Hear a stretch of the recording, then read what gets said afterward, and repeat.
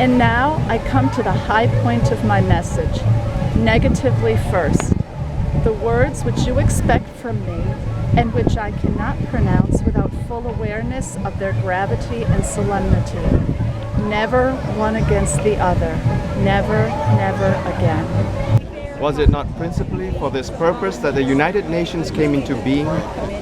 Against war and for peace? Listen to the clear words of a great man, the late John Kennedy, who declared 4 years ago, mankind must put an end to war, or war will put an end to mankind. Long discourses are not necessary to proclaim the supreme goal of your institution. It is enough to remember that the blood of millions of people, numberless and unprecedented sufferings, useless slaughter, and frightful ruin are the sanction of the covenant which unites you, in a solemn pledge which must change the future history of the world. No more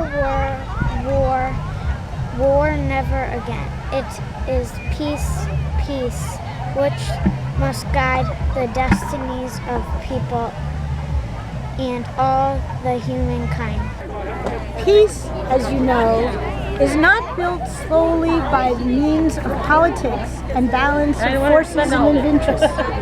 It is constructed with the mind, with ideas, with works of peace. You labor in this great construction, but you are still at the beginning of your labors. Will the world ever succeed in changing that selfish and bellicose mentality which up to now has woven so much of its history? It is hard to foresee, but it is easy to affirm that it is toward that new history, a peaceful, a truly and fully human history, as promised by God to men of goodwill, that we must resolutely set out.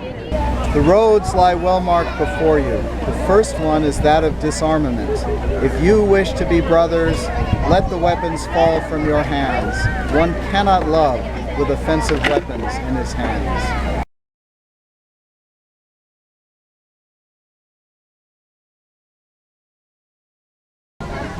Violence never brings permanent peace. It solves no social problems. It merely creates new and more complicated ones. Violence is impractical because it is a descending spiral ending in destruction for all. It is immoral because it seeks to humiliate the opponent rather than win their understanding.